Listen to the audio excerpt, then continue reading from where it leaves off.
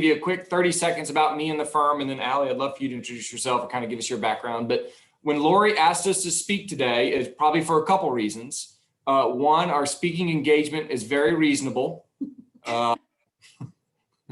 And two, this is what we do. We are located here in Tallahassee, Florida. We're a part of kind of the Capital City Bank family. And really kind of our specialty is financial planning, but really even within that world of estate planning. We serve as what's called a corporate trustee for a variety of families and clients, kind of helping them during their life and then beyond. We often talk, unfortunately, about dying and what do you want to do with your stuff when you're gone. And so it is a very rewarding job. We work as part of a team. And so we've got about $1 billion in assets, and we've been doing it for a little over 50 years. So we've gotten pretty good at it, but frankly, stuff like this is exactly what we try to advocate for, is having sometimes those tough conversations or thinking about, hey, what happens when I'm gone? What's my legacy? How do I impact in the people that I care about and the ideas that I care about? So a little about me. I've been with the firm about 8 years. I have, again, a background in financial planning. We, like I said, help a variety of clients and love working at the bank.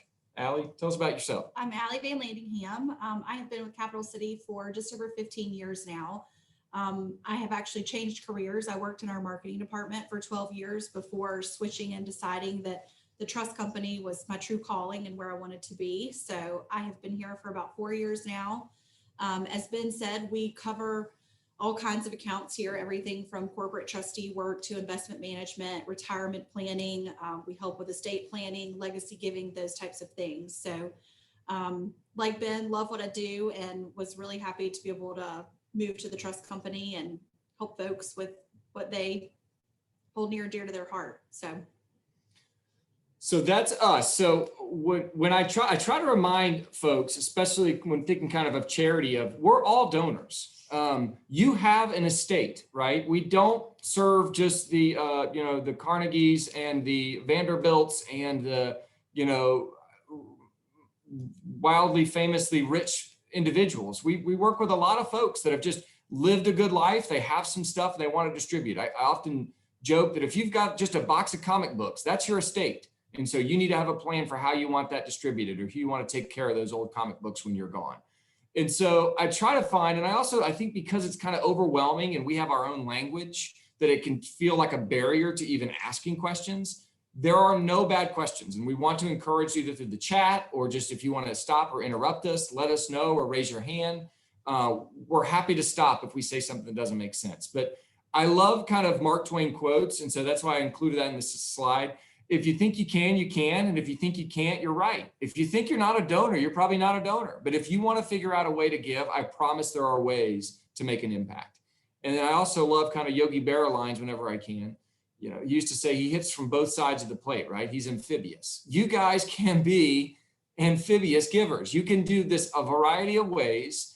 I oftentimes get probably excited when someone says, oh, I just don't have much to give. No, you do. You have something. And organizations are anxious to try to sit with you and figure out how you can make an impact. That doesn't mean they want to take your money today. And the part of this is not to get rid of your stuff. But I often try to remind clients, we need to take care of your stuff while you're here. But at some point, you may not need it anymore. So I wanted to kind of let Allie talk about the first and probably most common way that you can give and make a legacy. So Ben's right. One of the first and probably most common that you've all probably heard of is a bequest, which is a specific gift that you make. And the way that you do that is through your last will and testament. So let me stop right here and tell you, this is a plug for a last will and testament. If you don't already have one, you probably need one along with your other estate planning documents. In some cases that might be a trust, but definitely a healthcare surrogate, definitely a living will. But today we're focused on last will and testament. So if you had a specific dollar amount and or percentage that you wanted of your assets to be left to a nonprofit organization, your last will and testament is an easy, quick way to go and do that. If you already have a last will and testament, good for you. If you are making some changes and want to do some updates, that is a simple conversation with your attorney to add a codicil, which is just an amendment to your document that says, I want either this group or these multiple groups or whatever to receive a specific gift from me upon my death. Kind of along with the last will and testament, a lot of folks typically get it confused, but I'm going to talk for just a second about tangible personal property as well. So kind of what Ben talked about with your stuff, this would be anything that you can touch. So it's your cars, your boats, your art collection, grandma's china, any special jewelry or things like that.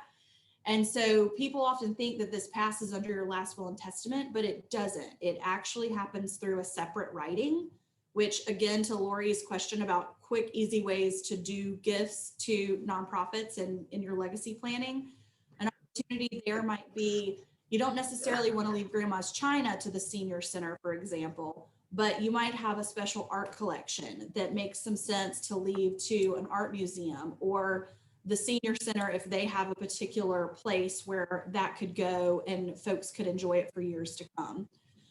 Excuse me, can I Yes. stop you for a second? Yes, of course. The volume here is really low, and I don't see anything on my screen about volume adjustment. How do I turn it up? Do you know? It's probably on. Can everyone else hear us okay? I can hear you, but I can't hear her nearly as well. I had to put it up for her. Okay, I'll try and speak louder as well. But is there any way I can adjust this? It would be hard. Volume on your own computer. You have to adjust the, you have to Yeah, look. I don't see anything here that says volume. Okay, maybe she just speaks louder for the time Yeah, I being. think to do it, you're gonna have to minimize the screen that's up now, and then you would find it on your computer. But maybe if they talk louder, it'll work. 'Cause Yeah, no, he's okay. I can hear him good. yeah, It's you might just have to get closer to the microphone, Ally. Okay, I'll work on that. So you were talking tangible personal property, yes, your stuff. So tangible personal property, is that better? Can you hear me a little better now? a Yes. Okay. little. So your tangible personal property is done not through your last will and testament, but through a separate writing. And so that can be a typed list that you keep with your important documents, or it can even be handwritten. And so the nice thing, if you have a collection of art, like I was mentioning, or something of value that you think will either be worth the organization that you want to leave it to, and or could be sold to raise money to support your organization, the best thing about tangible personal property is you can edit and change that at will, just as often as you want to update that tangible personal property separate writing that you keep. So that's another way to do it. And it kind of goes with your last will and testament, but it also, you don't have to consult your attorney to be able to do that. So that kind of covers the first option. I'll stop for a second to make sure everybody can hear me okay, and also to see if we have any questions about bequests or tangible personal property. Allie, this is Lori. A question about that. So if you've made this list, do you have to do like basic things? Does it have to be dated and signed? Is there anything like that? I know you don't have to see your attorney. You personally can do it, but is there anything that you need to do? It is not required to be dated and signed. However, I would tell you that is absolutely a best practice that you should consider, simply because if you date and sign every one that you write, then you will be able to know whoever's handling your estate, which one is most current. So you'll know if one was written before or after. The other thing, if you are really into planning and you want to make it as easy as possible for the folks that will be managing your estate, is photos, and also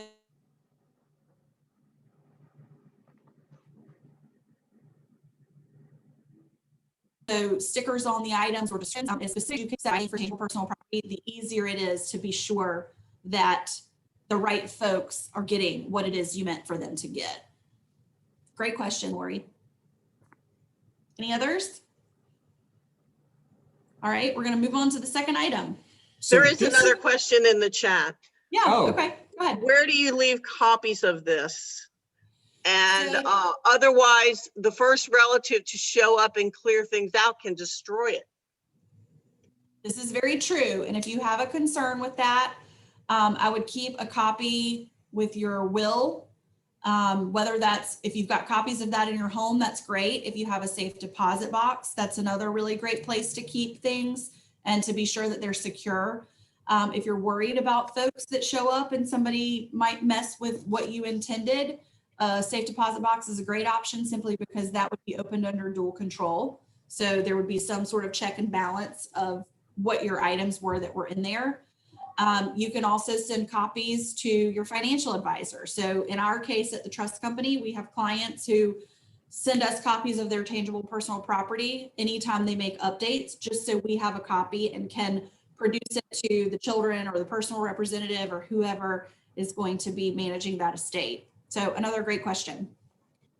I would add too on the safe deposit box, because we've seen this, it's often best to have a co-owner or someone with a power of attorney or durable power of attorney that has access to it. Because if you're the only one that has access to it and you're gone, there could be some delay in your heirs or your personal representative, which is an executor. We call it a personal representative in Florida, but those terms, they can get access to it. So we may be kind of sitting around waiting just to crack that thing open if you were the only one who had access. But again, a good place to do it.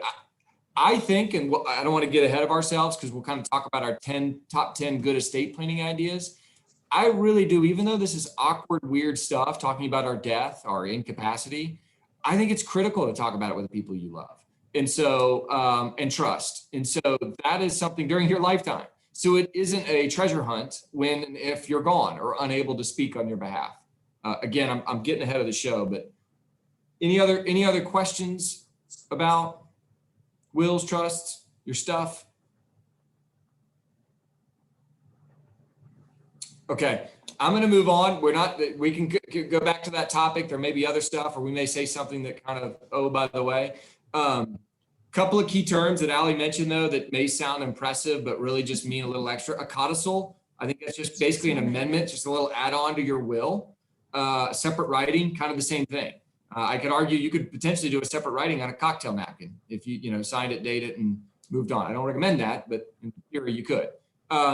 So the next thing I want to talk about are kind of these things that a lot of Americans have, and probably either they don't know they have or are unsure about what their status is.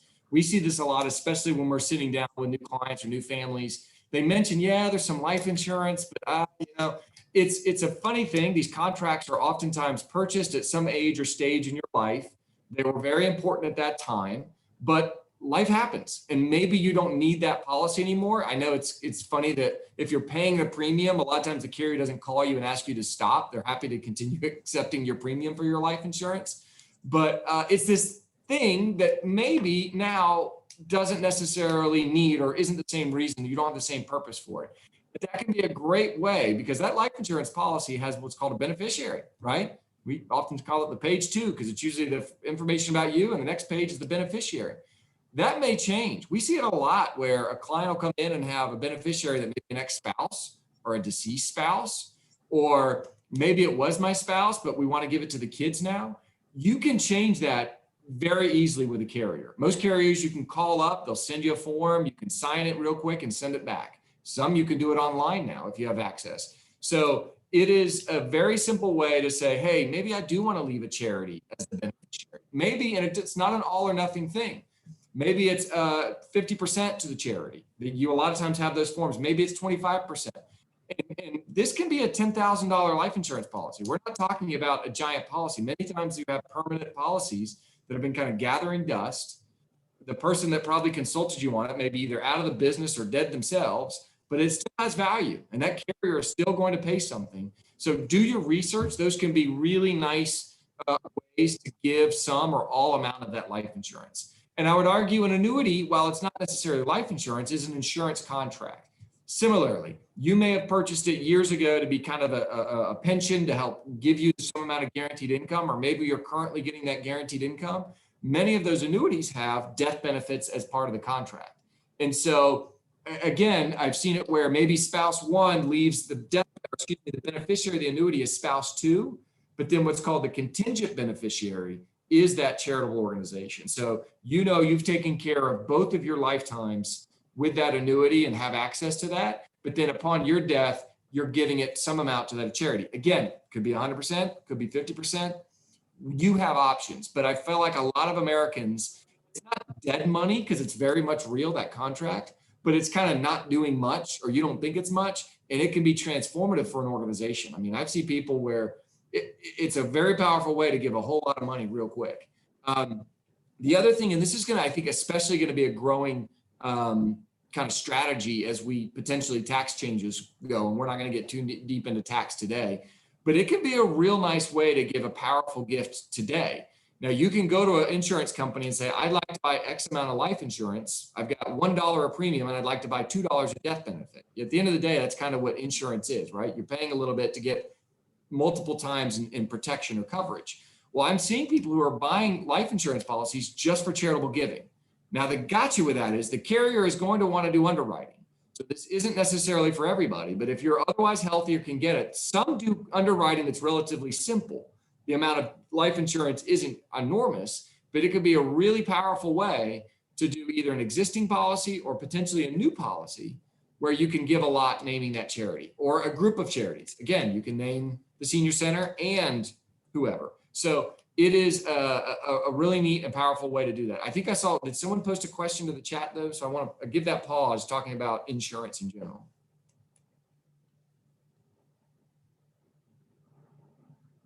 Lori, help me out. Were there any questions? I can't see. Yes, Yes, there's a question on the chat. After a relative dies, you have to contact the life insurance or account with the credit cards, bank, etc. Even if they know someone has died, they will not contact you. Their objective is to not have to pay out. Yeah, you don't, someone said that, you don't get the biggest building in a major city with the life insurance company on it by paying out all the premium or paying out all the benefit. They are obligated, but there are ridiculous amounts in the state of Florida of unclaimed death benefits. And so you absolutely, again, talk to people, let people know. I see it a lot where people have no idea how much life insurance they have or know about this random contract that maybe an ex-spouse, former spouse had. So yes, you have to do your homework. The carrier is not going to come with a briefcase full of cash the day after you die to meet with your family. They're not supposed to stop, but they're also not going to necessarily be that proactive. So it is the obligation of those heirs or that personal representative to do that due diligence to make sure that the contract is satisfied and the benefit is paid. Any other questions? Ben? Yeah, Ben, this is Lori. I'm going to just jump in with, one other point. We're keeping it simple, but there's still a lot of information today. I just wanted to let people know that you all have a great piece that we're going to be emailing out to everyone that kind of lists these simple ways to give. So if people, are having trouble hearing or, keeping it all straight and taking notes, there will be something that we will send out after and information to reach you all if they have questions. Yeah, absolutely. Was there another comment? Should I get the screen where I can see comments? No more in the chat. Okay. So I think Allie's going to introduce kind of another option or ways to make a legacy gift. So piggybacking on what Ben was just talking about with choosing beneficiaries as part of, life insurance and things of that nature. If you have an IRA account, this is another really great, really simple option to be able to leave gifts to your favorite charity and also your family, if that's who you choose to leave it to. So after your death, you would be able to name a beneficiary. So say if you're married and you want to leave it to your spouse, you might leave 95% to, let's say if Ben's married, he's going to leave 95% to his wife. And then he wants to also leave a nice gift to the senior center. He might leave a second primary beneficiary of 5% to the senior center. So upon Ben's death, 95% of his IRA would go straight to his wife and 5% would go straight to the senior center. So that's another really simple, you don't have to contact an attorney. You can just update that on your form with whomever you have your IRA with. You can change it as frequently as they'll send you the forms to do that. If you have, edits or changes or want to add other primary beneficiaries. The other really great thing about an IRA is if you are charitably inclined and want to see the benefit during your lifetime, the way that the Secure Act changed things at 72, you are now required to, or you've always been, but at 72, you have to take your required minimum distribution. And so if you would like to see the benefits of your donations while you're living, you could make a qualified charitable distribution directly from your IRA to a nonprofit such as the Senior Center, and you could see them benefit from those funds with no tax implications to you and none to the charity. So it would go directly from your IRA to the charity of your choice and wouldn't have to come out to you. So we have some folks who tithe to the church that way now. So instead of doing their weekly tithes to their church, they do an annual distribution directly to the church of a larger sum, which would have been the culmination of what they would have tithed throughout the year.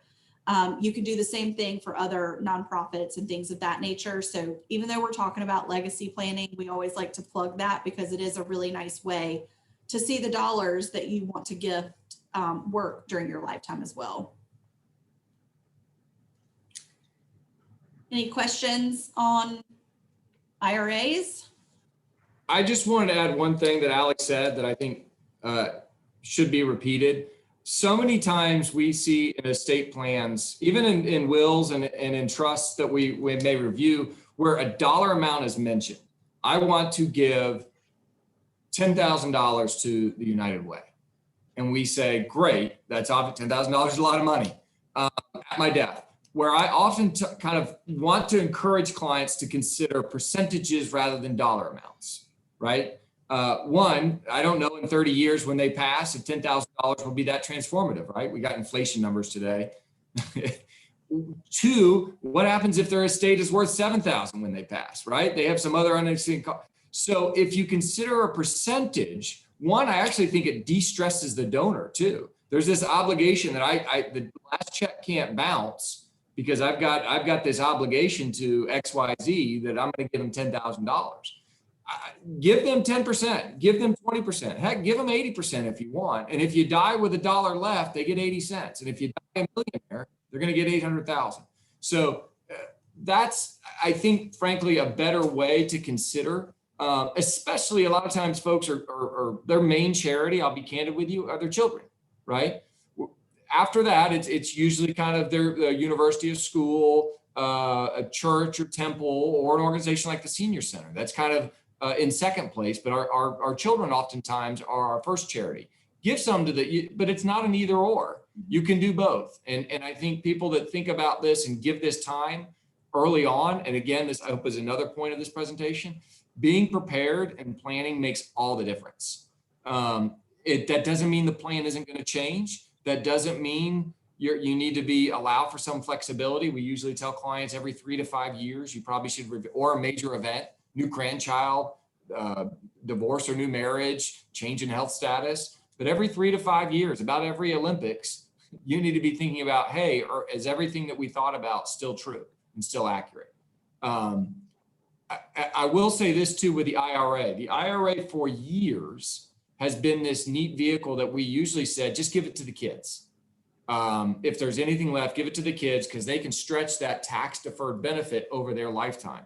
Well, at the end of 2019, the federal government changed that nice little rule. Now they only have 10 years. So now they really have to take a lot more. Your heirs, by the way, your spouse, it's still fine over their lifetime. But so this thing that we always kind of defaulted to saying, give to the kids, give to the kids. Now we're giving pause to that strategy. And that's kind of, I guess that's what we do. Yeah, I guess that's job security in our world, because as long as Congress keeps changing the rules of the game, the potential prudent or smart decision on how to distribute your assets is going to potentially change. So we find ourselves not getting double speak, but sometimes having to amend things that were absolutely a good plan just 18 months ago. And an IRA is one of those areas where we're seeing more and more. And again, for emphasis, I'm going to repeat this. If you're over 72 and you're taking those required minimum distributions, but you're already giving to a charity, please, please, please consider giving direct to that charity. It's a tax-free distribution. The charity is absolutely going to accept it. Your children, in that case, do not count as charity. They may need it. I'm sure your grandchildren are precious, but they are not a charity, according to the IRS. So I'm going to go kind of to the next slide if I don't see any other questions on that. Ben, Yes, this is ma'am. Lori. I'm sorry, I have another question. Sure. Keep them coming. So if I decide when I reach that point that you know, I'm going to do this percentage because I really love that, you know, idea, and that is something that I really didn't, you know a lot about. So I'm going to do, like you said, 95% potentially to the kids, and then 5% to, for example, the senior center. Is there a form? Is there a way that the senior center knows I'm doing that? Is that my responsibility to, you know, let them know? How does that work? There's not a form. It is your responsibility if you want them to know that that is coming as part of your legacy planning. You can give them a copy of the form if you want them to have it. That is solely your decision.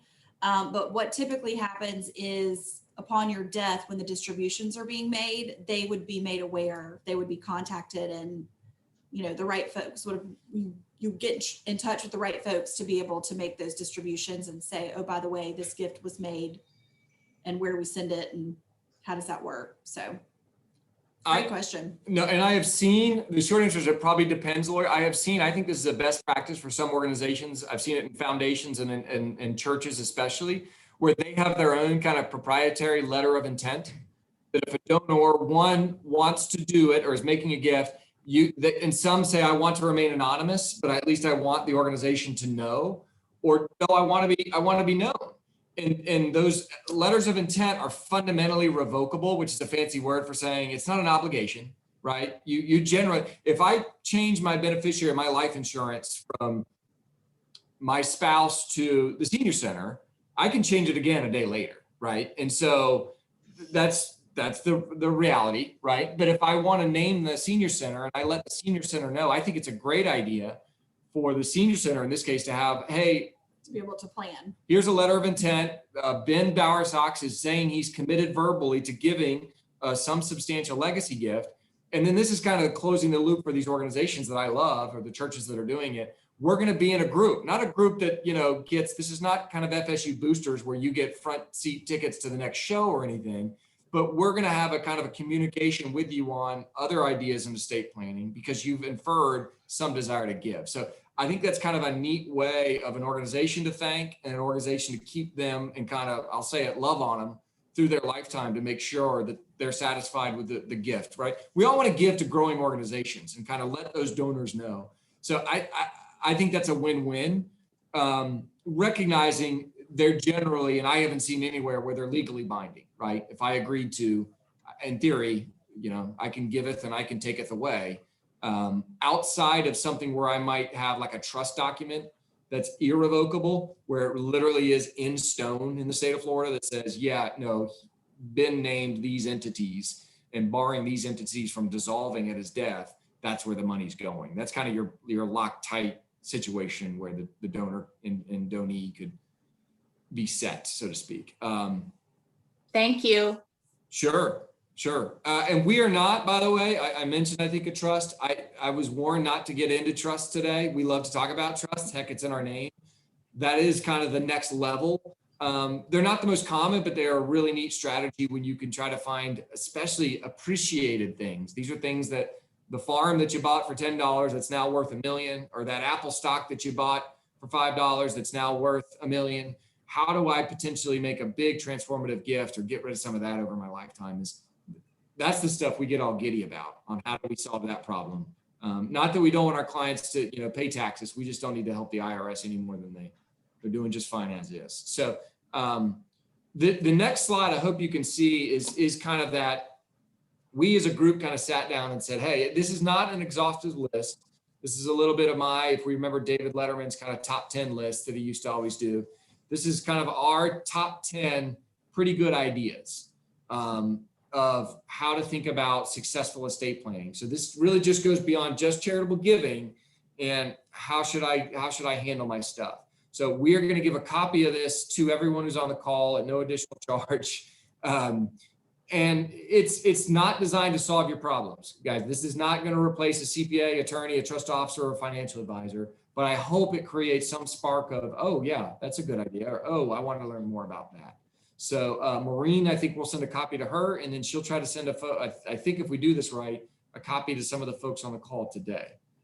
But I want to kind of wrap up with, or not wrap up, but the three kind of ideas, right? So bequests, probably the most common, pretty easy to do. Boom, just kind of add it as an add-on to the will. Tangible personal property, the stuff that you've got, how can you get rid of that? Next one, insurance. Those insurance contracts are, many of them, some are maybe void or kind of died, but many of those clients have no idea the amount of, I would say, dry powder, the amount of kind of power they have with many of those contracts that they could use for a charitable giving. And then that IRA, that thing that many Americans have, they've contributed to over years. What are you going to do with that after you're gone? That can be another powerful tool for planned giving. I think that's, I got time for questions now. And so Do you have any more? Let's hear it. Yeah, I've got a question. You bet. I'm definitely, I don't have all this other stuff. Mine is just going to be money that's in the bank. So is there anything else that I need to know after I make a will? And percentage wise, I think that's a good idea.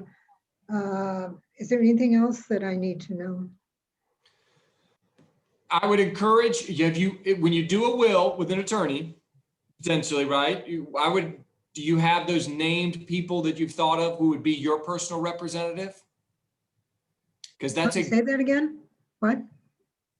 Who would you like to kind of serve to make sure, you don't have to answer this to me now. This is a kind of a rhetorical question, but when you do the will, I think this is a good best practice. Tell the people that you've named to handle your stuff that you've named them. Yeah. Nobody necessarily wants to be surprised that, hey, I'm gone. Can you sell my old futon and handle all my bank accounts? Oh yeah, and I got some debt and close that and get back to this credit. That's not it is a high honor to be asked into that position to trust, but it's generally not a high honor to serve. It's work. It is a real job. Okay, and besides friends or whatever, who handles that?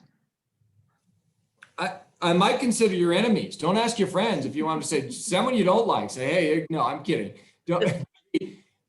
Someone that I'm sorry, if you don't have an individual, and this is probably a problem for a lot of Americans, you can name an organization. You can sometimes talk to an attorney about, will they serve in that role? The state of Florida has a statute in terms of how to dissolve. If you die, here's a fancy word, intestate, which basically means with zero guidance on how you want your stuff handled. There are some default rules on where your stuff can go. Essentially, an attorney can serve in that role. There is a statute requirement. They can take some amount of fee from your estate before it's distributed, right? The legislators are attorneys, so they make the law. So it generally, they're at least protected from a compensation standpoint. But that would be a question I would encourage you to kind of sit down with the attorney that you're writing the document with or doing that will with. Okay, so If is there not a friend, who else?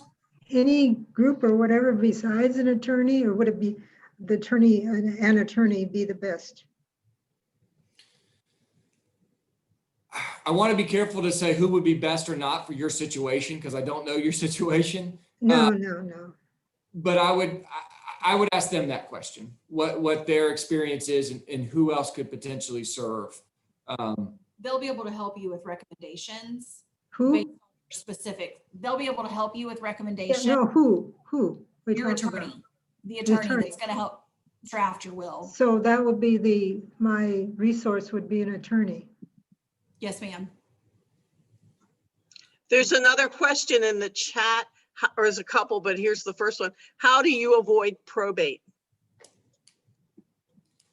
Oh man, I told you we were going to talk about trust, and you dragged me into the trust conversation. So this is why, and it's on our little handy dandy thing, it's why considering a trust may be appropriate. It is probate, for those on the call, is really kind of that process, that legal process of how your stuff gets distributed. Many times, even with a trust, and this is sometimes not known, you may still have to go through the probate process. It is fundamental, it is public, it is information that other people can get access to. It is generally longer than everyone thinks. You are assuming that creditors are taken care of if and when you pass. We want to make sure everyone that you owe money to is potentially handled. Then we want to make sure your assets are titled and how they're titled and where goes which. It can take a while. It's not fun. A lot of times, if you have heirs that are waiting on their money, they're generally impatient about that. You know, what's going on. So to avoid probate, you title things. You build a trust. I often use the word trust as a bucket, right? It's this thing that exists almost separate from you. And unlike a will, which is designed to be kind of a moment in time to distribute assets, I kind of think of a will as like this intersection that you go through. A trust is a almost infinite highway that can exist during your lifetime, in capacity and beyond. It's why we love them so much. I hear that a lot. Oh, I'm good. I got a will. I'm like, yeah. It'll help you if you die. Right. What happens if you're incapacitated and you can't make decisions and you're alive? Or what if you're concerned that once the kids get the money, it's a hot mess? The trust can avoid that. But one of the other neat perks about a trust is if assets are titled and they're already in that bucket at your passing, they avoid probate. It keeps going on. And so that is a very convenient way to, probably the most convenient way, in my humble opinion, to avoid that probate process or avoid some assets that are in probate. And that can include, you know, a trust is not just stocks, bonds, and cash. That can be real estate.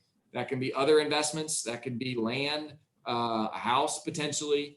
You know, if you're nervous about the house getting distributed or who's going to handle that, you could put that in a trust, potentially a residence, and that avoids that probate process and the transfer of ownership and control. At the end of the day, I think control is probably the thing our clients are most concerned about. And that to construct a trust, to create a trust, you would consult your attorney.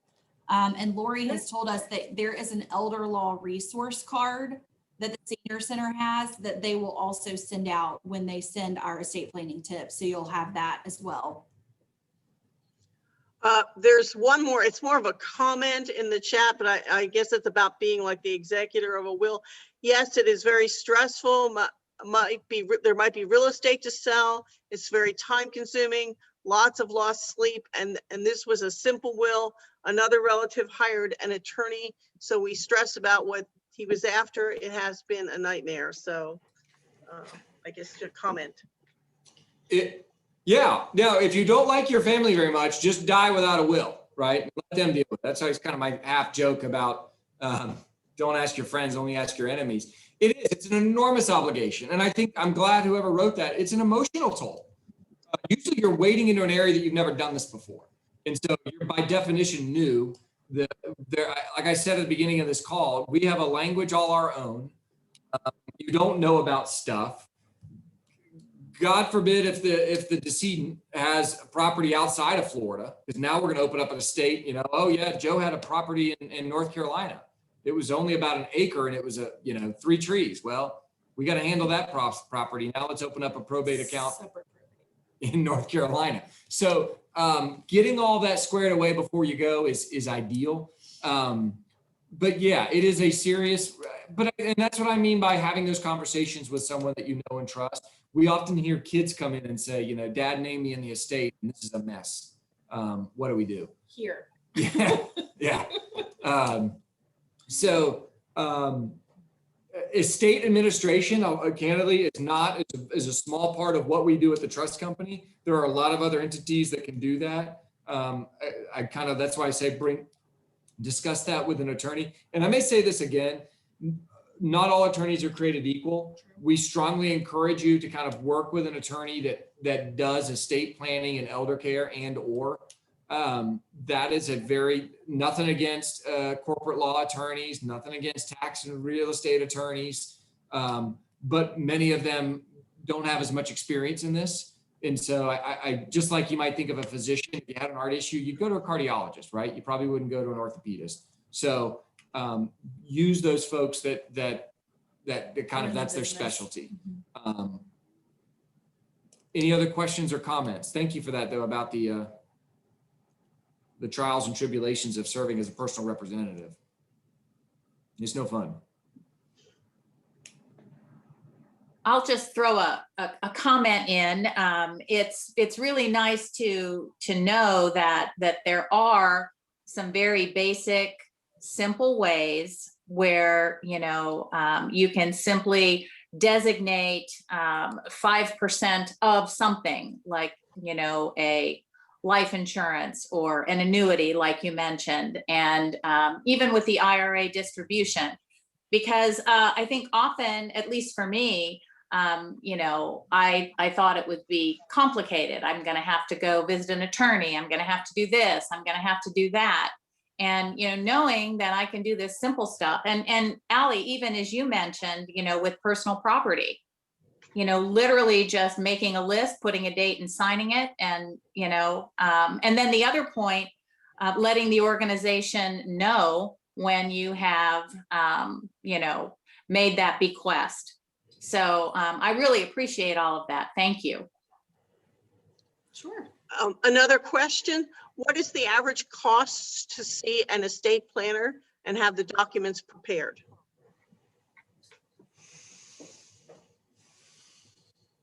I don't know how qualified. We don't, I guess the simple answer is, in the trust company, we don't prepare those documents. So your first stop for a conversation about estate planning and the documents that you need would be with that attorney, which probably is on the card. Some suggestions on where to find those is probably on the card that Lori's going to send out to you. You can also Google search estate planning attorneys if you don't have any better idea. We have folks that we work with all the time, and, you know, are happy to give you some names if you need that. But I wouldn't even know where to start in telling you what their services range from. Some of them package it all together and say, for these 4 or 5 documents, it's going to be this set price. Some still do the hourly rate. I think and of course it depends on how complicated and all of that your planning would be. So I hesitate to try and even give you an estimate because it depends on your situation. I think most attorneys, and this could be handled with the initial phone call, generally meet, you know, I don't know if the line is right, the first hour is free, but they would share that information. They would probably be hard pressed to say, you know, it's kind of, how much does it cost for a mechanic to fix my car? Well, it kind of, what's the problem? What's the car? You know, so I can say this, it's very expensive to not do it. So attorneys kind of have, it's a crude line, you know, you can pay me a little now or a lot later. So you may end up paying that same attorney to help administer the estate, where they could potentially by statute take 3% of the estate, which may not sound like much, but 3% could be a lot, and maybe a lot more than, you know, maybe the $1,000 or whatever it is you pay to set up the initial stuff. Again, I'm nervous to even say a cost because I think it really depends on how you want to engage them. Many of them do, the estate planners kind of do a combo package. That's my words, not theirs, where they're going to probably do a will, a last will and testament, potentially a healthcare surrogate, which is just a fancy way of kind of how, you know, 5 wishes is a really neat thing that I think the folks at hospice are doing or started, where kind of how do you want to be handled and what decisions you want to be made for your healthcare. They'll probably also do a durable power of attorney. There's a local estate planning attorney. She actually argues that the durable power of attorney may be the most important document. And that is who can step in, that word durable means at your capacity, and pay bills, go into the bank deposit box, do all those things and act on your behalf. And so for many people, it's the spouse, but who else maybe?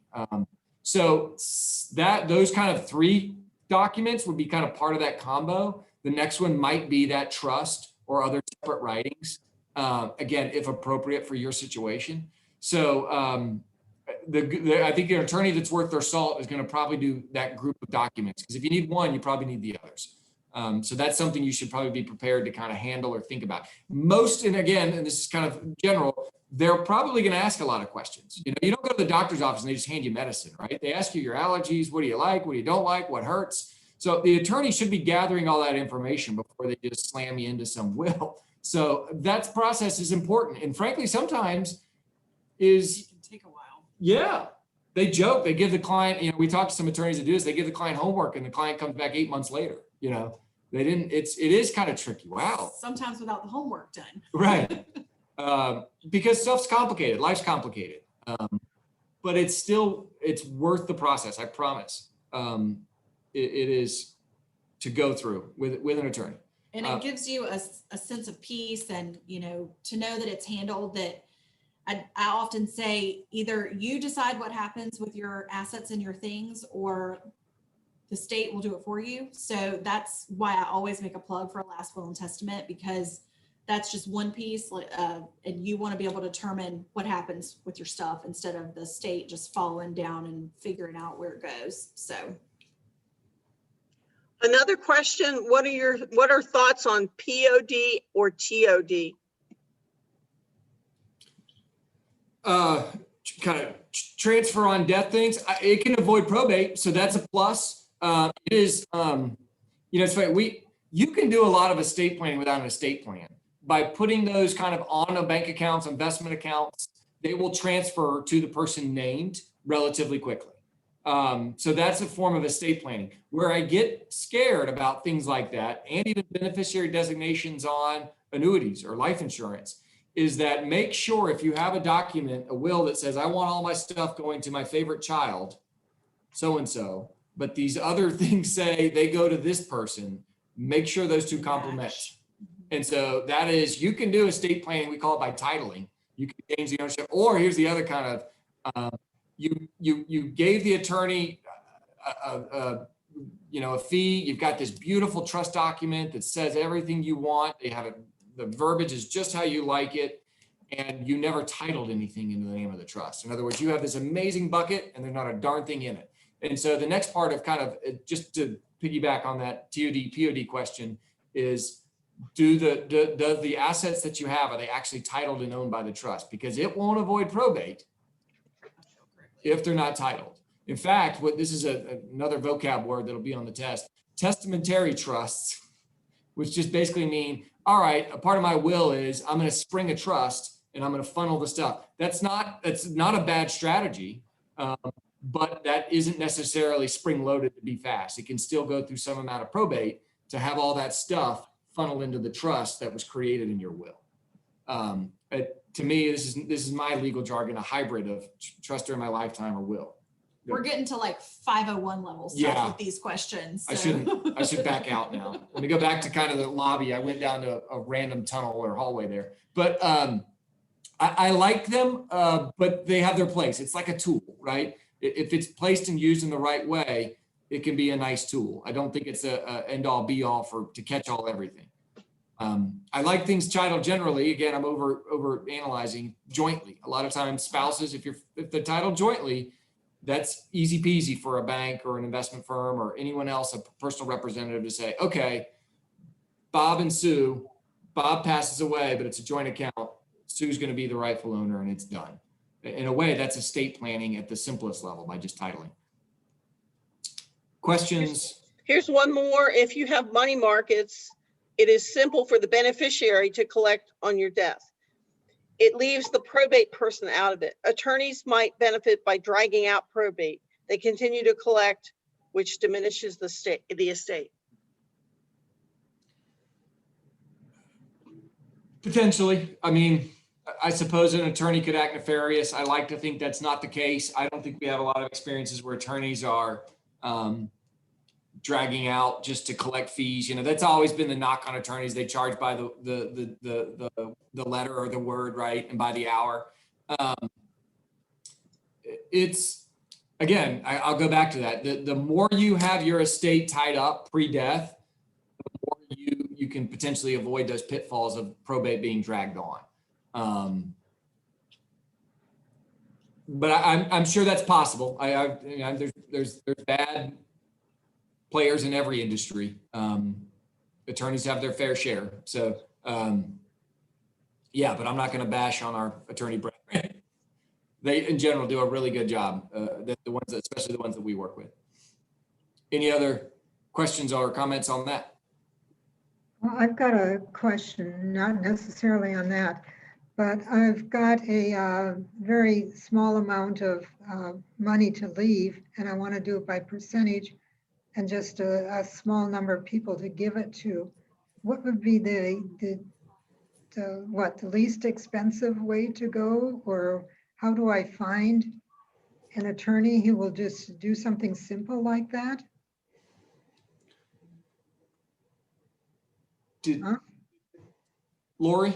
Yes, we definitely, Kyrene, can help put you in touch with an attorney that can help you with that. So we will definitely follow up with you after and, make sure we can, get you moving in the right direction. Okay, and who We are do- you with? With this is Lori with the Senior Center. Oh, the senior center, okay. Yes, yes. That's a good start. Yes, it's definitely a good start, and we do have a list of wonderful attorneys that specialize, in elder law. So we Okay. will definitely get you moving in the right way. Good, that's good. I'm glad you're available to do that. Any other questions? Well, we really appreciate you guys joining us today. If there's anything that you think of after the fact, Lori and Maureen have our information. We'll be happy to answer any questions if you come up with them. Maureen's going to send you the estate planning document, so you'll have that. They're also going to include the elder law resource card. And I believe this will also be recorded. So if you want to watch it or share it with your friends, if there's somebody that might benefit from these 3 things that we covered and some of the great questions that we went over today. Yes, somebody asked, will you send the names of the attorneys to all of us? I have everybody's name and email who have registered for this. It's on here today. And we'll send that information out to everybody, the list of attorneys and the handout from the instructors. Okay, there's no other questions. We appreciate you guys joining us. Y'all have a good rest of your day. Thank thank you you. both Thanks, very guys. Thank you much. very much. We Bye, guys. appreciate your help.